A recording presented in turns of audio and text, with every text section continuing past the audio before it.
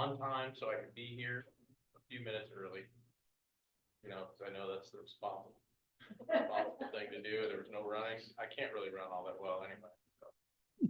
So we shouldn't leave that. Golf game was good. This was good. We shot a 500. Beat the people from Peninsula Memorial Chapel, which is all that matters. That is fine. So the dead people didn't win. I give. Kinda.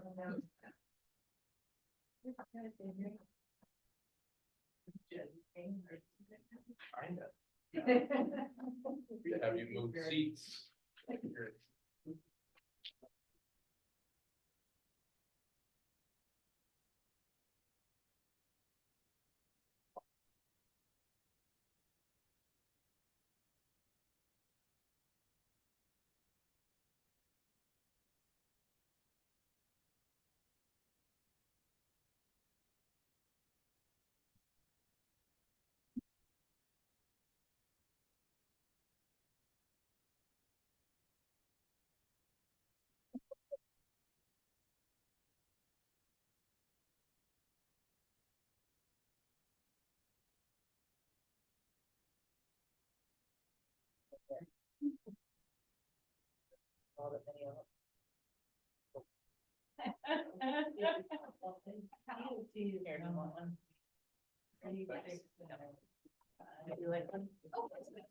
I would like to call the June 26th, 2024 City Council regular meeting to order. Would everyone please stand and join me in the Pledge of Allegiance? I pledge allegiance to the flag of the United States of America and to the republic for which it stands, one nation, under God, indivisible, with liberty and justice for all. Will the clerk please call the roll? Carey, Present. Chilson, Present. Hutchings, Nelson, Present. Parker, Wackler. Present. You have a quorum. Thank you. The next item on the agenda is the approval of the agenda and consent agenda. May I have a motion to approve the agenda and consent agenda?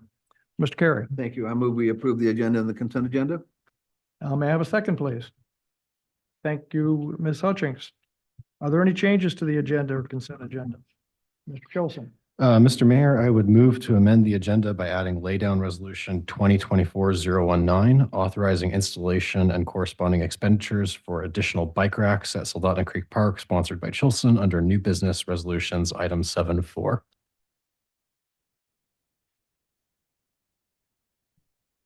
would the clerk please read the consent agenda?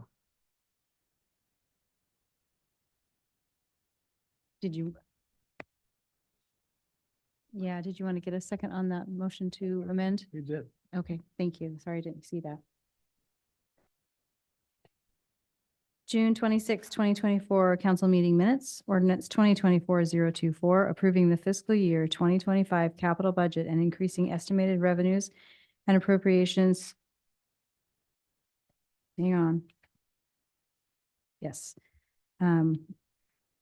By $575,000 in the general fund and $575,000 in the small capital project fund, sponsored by the city manager. Public hearing on July 10th. Ordinance 2024-025, amending Soldotna Municipal Code Title 3, Chapter 12, property tax to establish a new section 3.12.036, real property tax exemption for residential real property, sponsored by Mr. Chilson and Mr. Carey. Public hearing on July 10th, 2024. Resolution 2024-018, adopting the City of Soldotna 5-year capital improvement plan, sponsored by the city manager. That is your consent agenda. Thank you.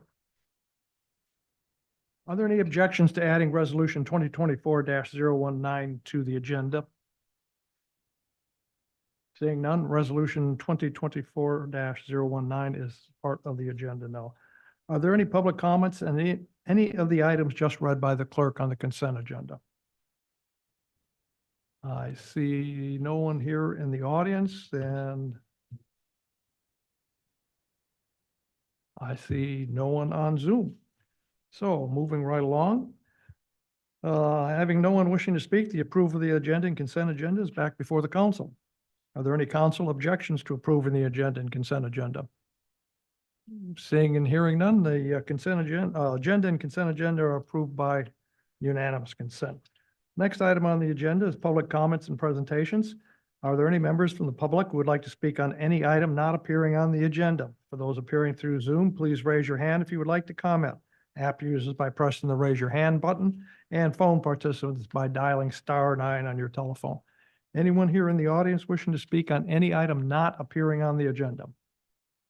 Seeing none, take a look at Zoom, and there are no hands raised on Zoom. So we will move on to the next agenda item, which is number 4, Assembly and Legislative Report.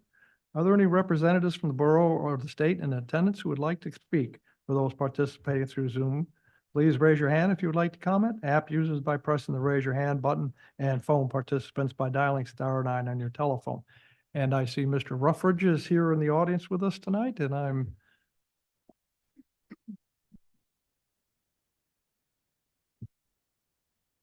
Right. Well, thank you, Mr. Mayor. Pleasure to be back with you all again. And it is certainly great to be back home. I will say, I know that this was coincidental, but on the way into the building today, I actually received a text message from Ms. Sainer, completely unrelated to this work. And I really had a flashback to me showing up 1 minute and Shelley texting, "Are you on your way?" ? So it was very funny, the timing of that. So yeah, I'm here today to answer questions if you have it, and to give you a brief update. I know it's nice outside and you have a lot on your agenda, so I will try to keep it brief. But thank you to those of you who came down and visited in Juneau. It was great to see folks from back home.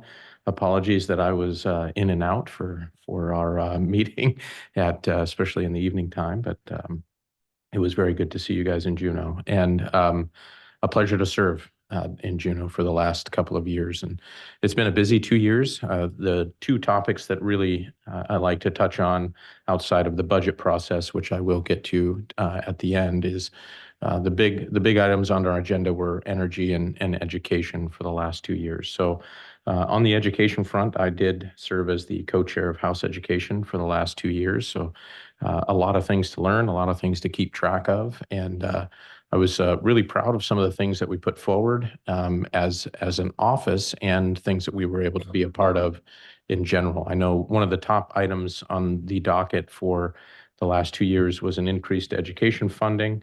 That did move forward inside of a bill, SB 140, which dealt with not only an increase to the base student allocation to $680, up $680, but also dealt with some charter school language, correspondence school, pupil transportation, and a number of other things. And I was very proud to have that bill actually get to the finish line with broad bipartisan support. And then, unfortunately, I'm sure most of you are aware that did get vetoed and then fell one vote short of being overridden. So, but some of the things that were inside of SB 140, like the education funding, pupil transportation, and a couple of other items, are inside the governor's budget and as one-time funding, and that will be moving forward for signature tomorrow. So keep your eyes out for that. And sorry that I don't have an update on the exact budget items at this moment, but I have an idea of what will be there, and I think we'll see some of those things stay. So on the education front, staying there, we were able to pass a couple of education-related bills. The one that I was really excited to hold in my office was HB 148. And that dealt with a update to the Alaska Performance Scholarship. So for those of you who are connected with our area schools, particularly our high school, this is a huge upgrade. So this bill was designed to increase the dollar amounts for students that are attending in-state university or technical vocational schools. Also updated the testing requirements and allowed those students to know earlier in their schooling whether or not they were on track to apply for the performance scholarship. This scholarship over the last 13 years has proven to be an excellent way of keeping kids in state, giving them opportunities to graduate in state and then go to work in our state. And I was really happy to pass that through both the House and the Senate. And I did hear word today that it is on the governor's desk for signature and that he does, I think, plan to sign it, and we'll hear more about that on Friday. So that was a big win for our students, particularly our graduating students. If you'd like details on that, I'm happy to share that as well. And then staying on the education front, towards the end of session, we had a big upset in correspondence school due to a decision by a superior court that struck down a couple of statutes in regards to how correspondence schools could operate in regards to allotments and individualized learning plans. So the Ruffridge office was able to draft some language. Inside that court decision, it asked for the legislature to make an adjustment if they wished that to move forward. And I think I heard very strongly from the folks in this district that they did. And so we drafted what was titled HB 400, dealing with individualized learning plans and allotments. That did end up passing as well inside of another bill, HB 202. And so correspondence programs will hopefully function without a lot of interruption, at least for the next year. And then there will be some new work that needs to happen in the 34th legislature. So that was the education front in a nutshell. On the energy front, there's a lot of work to do. And I will say I'm not entirely certain that we accomplished everything we should have accomplished in the 33rd legislature on energy. And we probably face in the near term a significant increase to energy costs. And that should be something that we're aware of, particularly as city planners and city representatives, as well as just people in the community. Energy costs could go up. Particularly, we are headed towards the direction of importation of natural gas.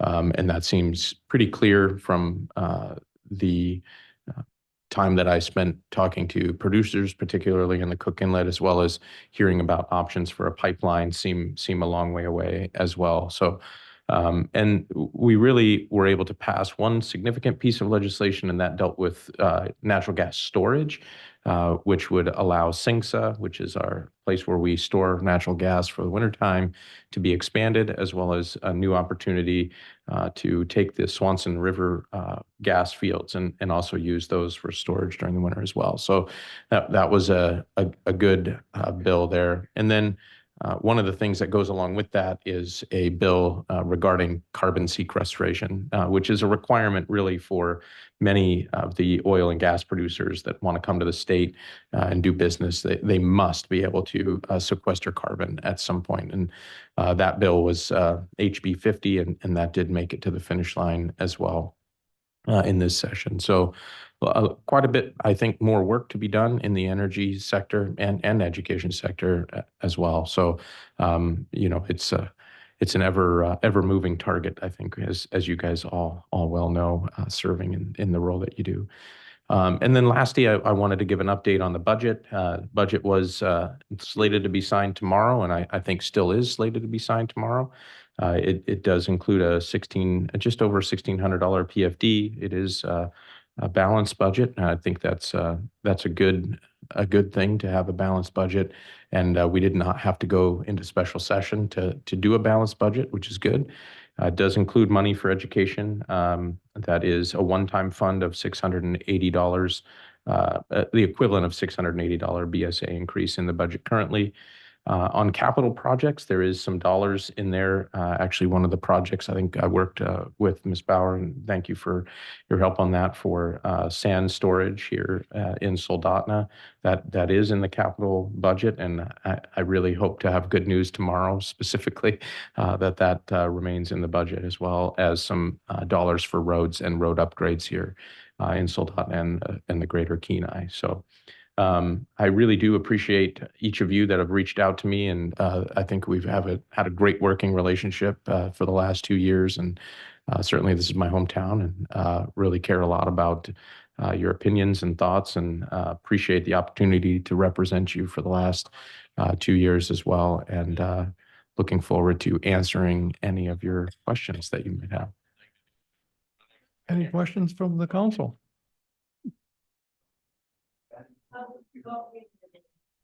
I guess I'll just say you have to ask one.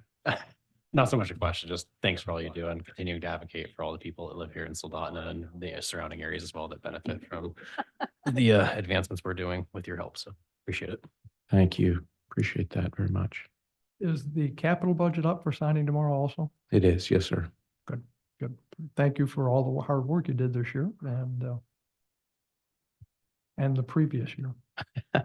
Yes, thank you. And yeah, I'm available anytime. I still, although it is campaign season, I still do represent this community and District 7 as a whole. So happy to answer questions in regards to my role as representative as well. And please reach out, rep.justin.ruffridge, or most of you have my cell phone number, so feel free to use it if you need it.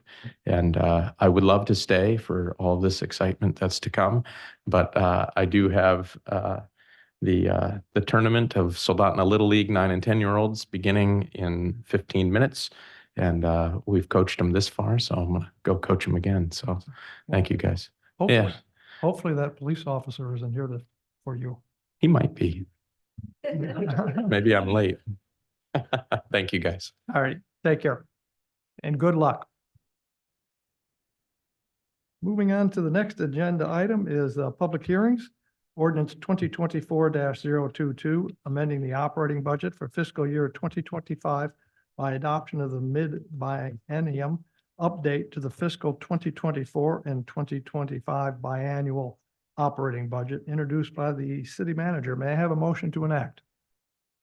Ms. Hutchings.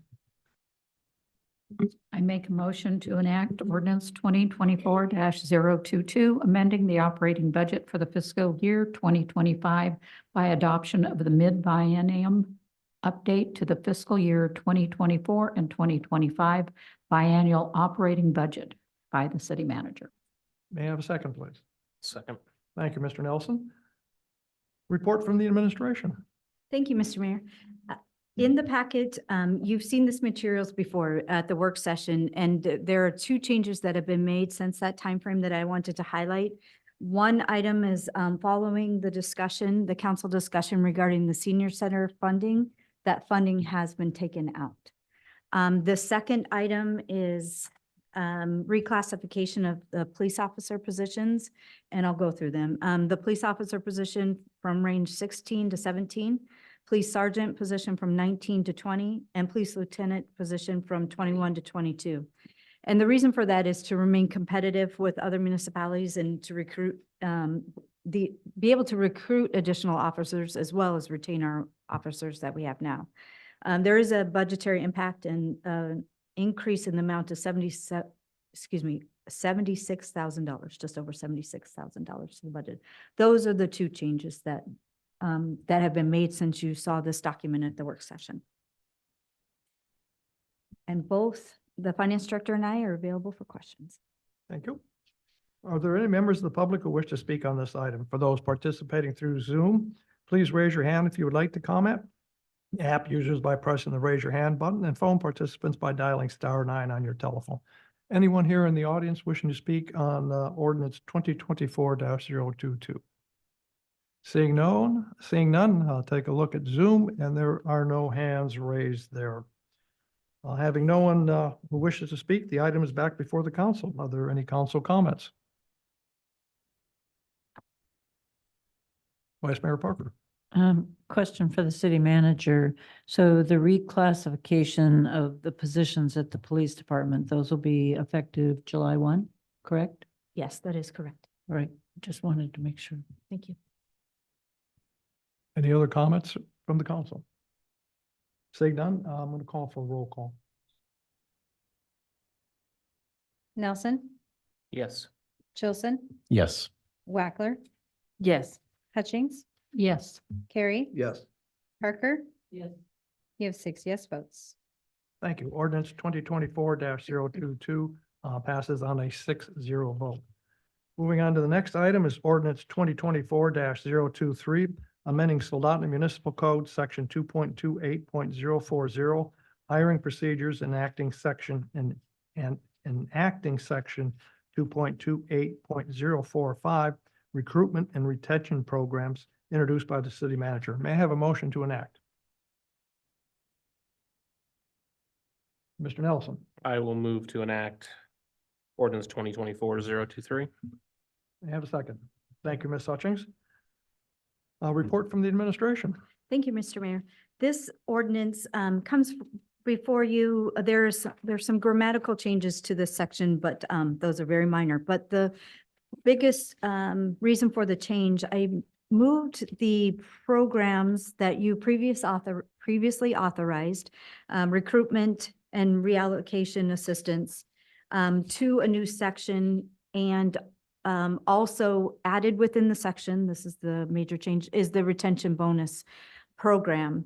I could tell you at this time, I don't have a program written, but it is something that I would like to get authorization. The HR director and I have been speaking about a retention program, and then we went to the code and realized there's no authority to develop a program. So this comes before you for that authority to develop a program.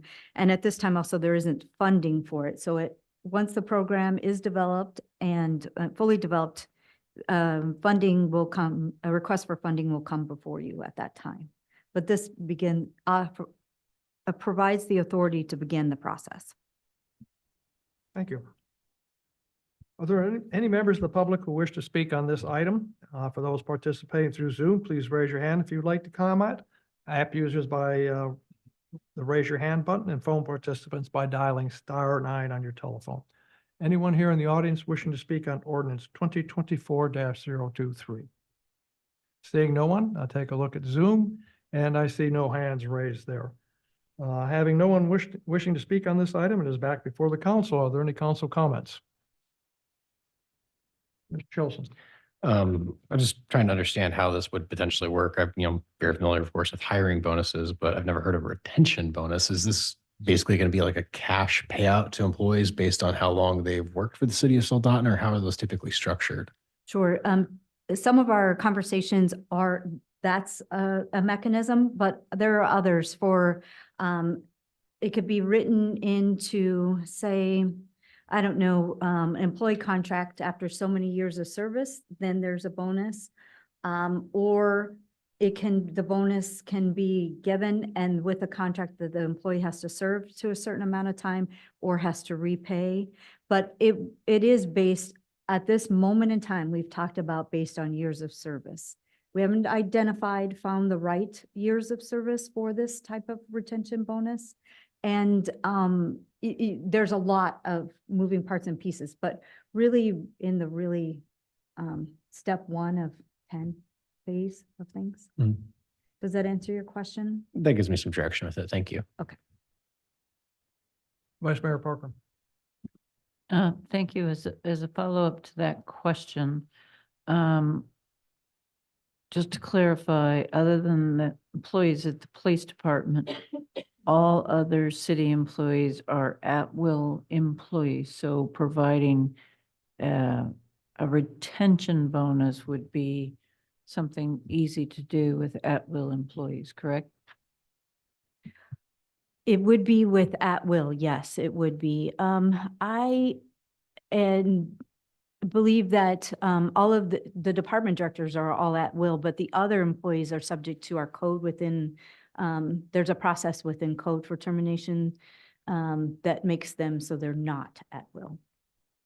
Thank you. Any other comments, questions from the council?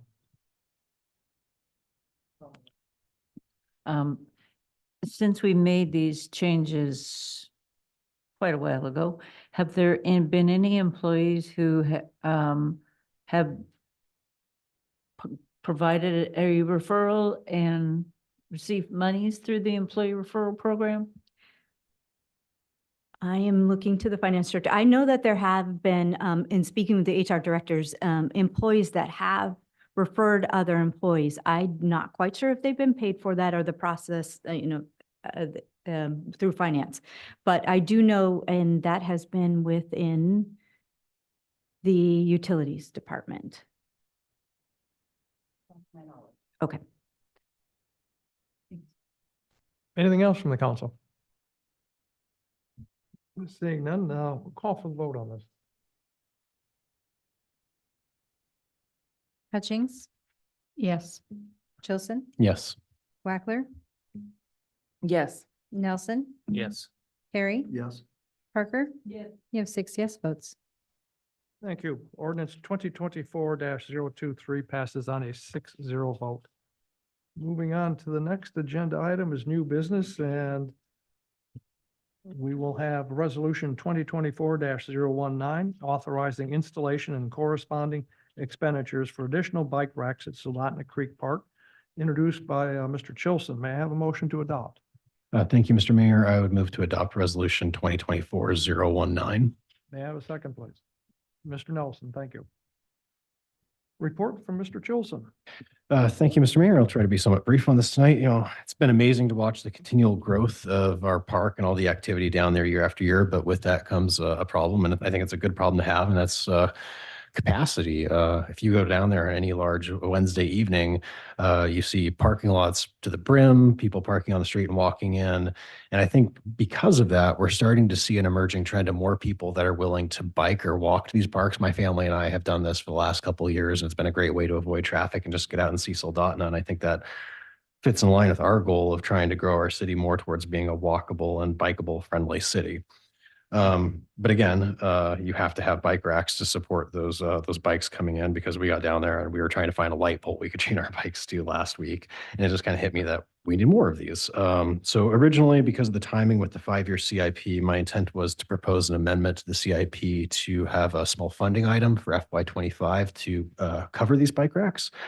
However, after further discussion on this issue with city administration, it came to light that there's actually unencumbered funding left over in FY24 that could appropriately cover these. And at this point, they just need authorization from council to go ahead and move forward with that. And that is exactly what this resolution would do. And that is my report. Thank you, Mr. Chilson.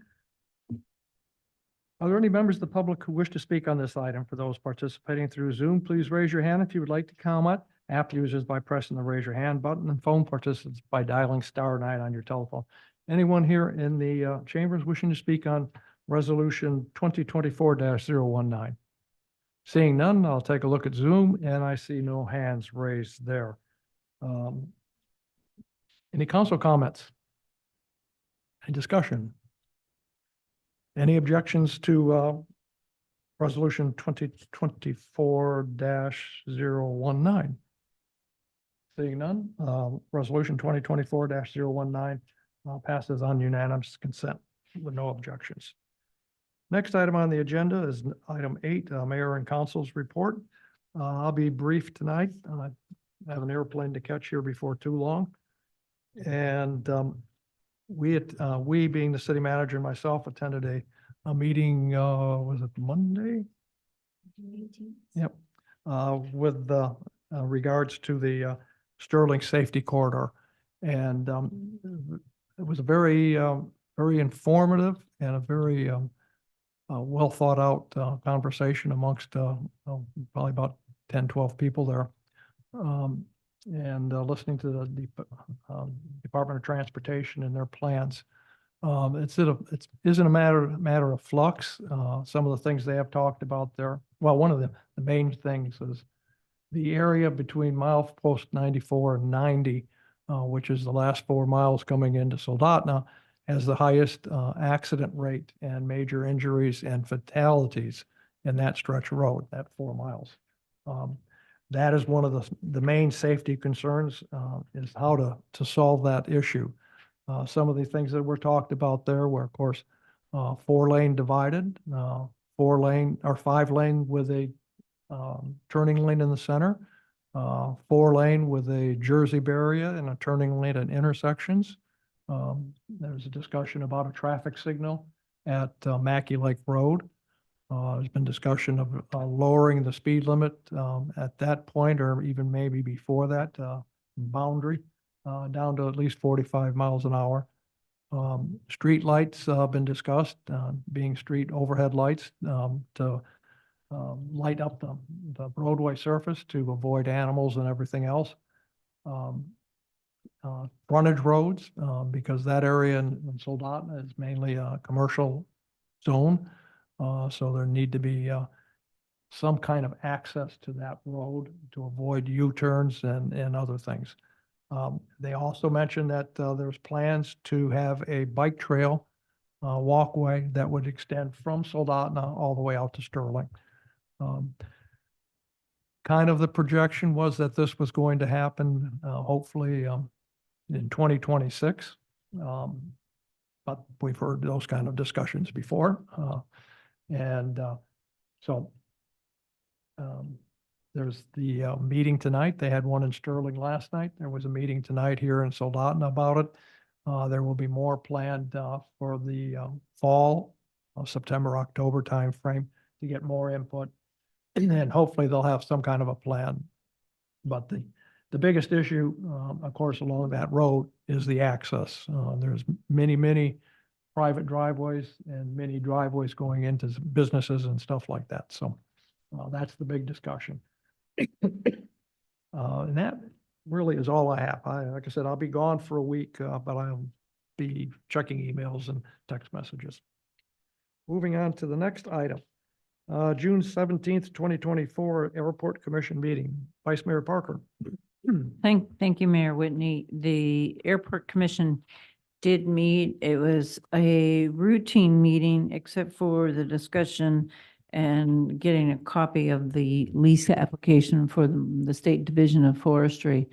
They are looking at potentially leasing property from the city of Soldotna, and have submitted an application. It did bring up a number of issues which will be discussed in the coming months that need to be resolved, but both with the highway upgrade as well as the need for additional space, Division of Forestry, I suspect, will be relocating their operations here in the coming years out to Soldotna Airport. And if you didn't see it, there was an article in the Clarion covering the discussion about the lease application from State Division of Forestry. So those were there was one other main item that came up. We now have a competitive lease lot. The entity that held that lot is no longer leasing that, and the leaseholders with lots on either side of that lot would like to have that lot. So this is another area where we will be looking at how to proceed and if changes need to be made to the code. But based on the years that there have been the lease lots out there, this is the first time where there's been actual competition between leaseholders as to, I want that lot. No, I want that lot. I'll give you more than the other guy. And there was discussion about, well, could, Kyle brought it up, could we split the lot in half and you each take half? And that wasn't initially amenable, but never say no until an issue is resolved. So if I missed anything, I'll defer to our airport manager, Mr. Cornelius. Thank you.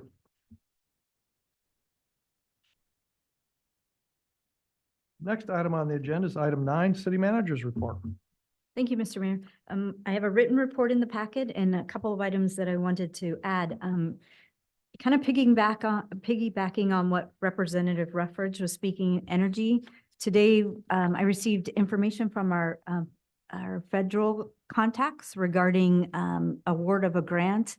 And it's a $375 million in funding through the Powering Affordable Clean Energy Program, PACE, and the Rural Energy for America Program, REAP.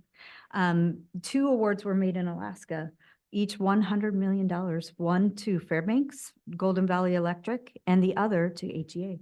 And HEA has been selected to receive $100 million to install a 45 megawatt 4-hour battery energy storage system adjacent to its Soldotna substation. And distribution of electric serving over 24,000 members across more than 3,000 square miles in Alaska's western and southern Kenai Peninsula. Yep, out of the 375 million, 200 million to Alaska. The other states, Arizona, Kentucky, and Nebraska. The question on that Homer Electric one, is that to add to the current battery storage? Yes, it does appear so. It says to install a 45 megawatt 4-hour energy storage system adjacent to it. So that would be to supplement that system there. Okay. The other item that I had is that, yes, the days, well, maybe that was Monday, attended the Rasmussen meet and greet along with the mayor and vice mayor. Rasmussen board and staff were in town to touring the grants projects that have been funded through Rasmussen.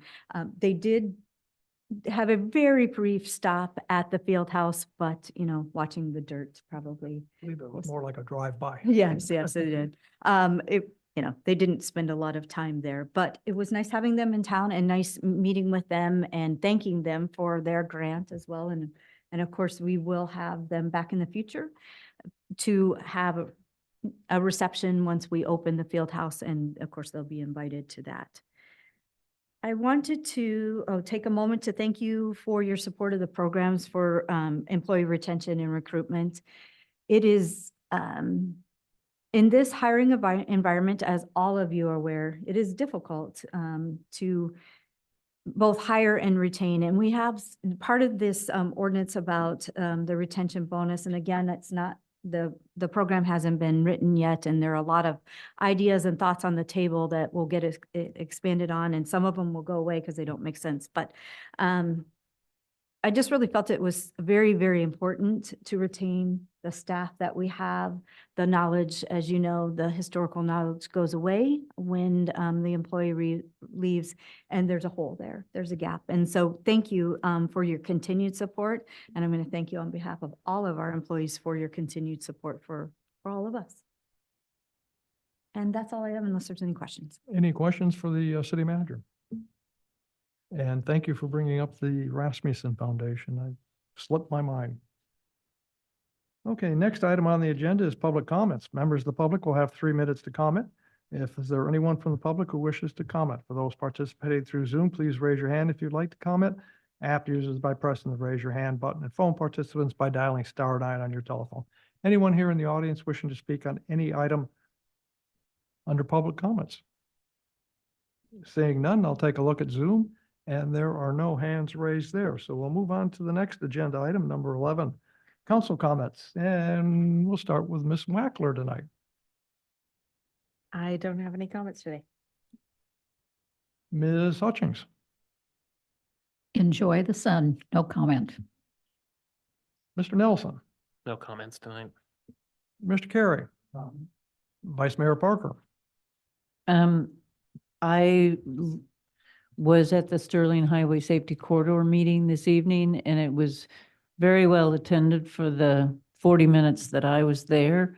I do live within this corridor, within the high traffic fatality area. And what we were told tonight is, at this point, there is no plan. There is no time frame.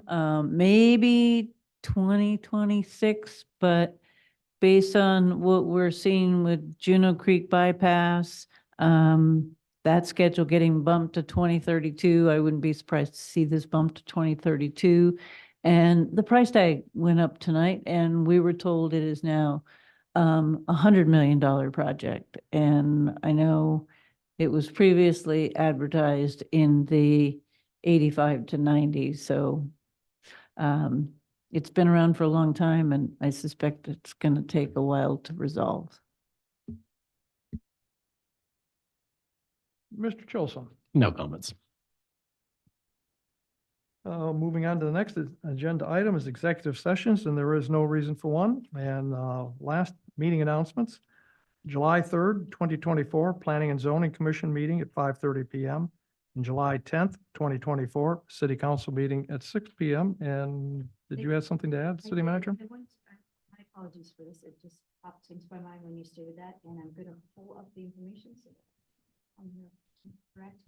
There is a meet and greet with the public and the chief of police candidates on Monday, July 1st, from 6 to 7 here in the council chambers. Should I repeat that on microphone? I apologize for that. There is a meet and greet with the chief of police candidates that is open to the public, and you are invited, and the clerk has taken care of the notice requirements from 6 to 7 PM here in the council chambers.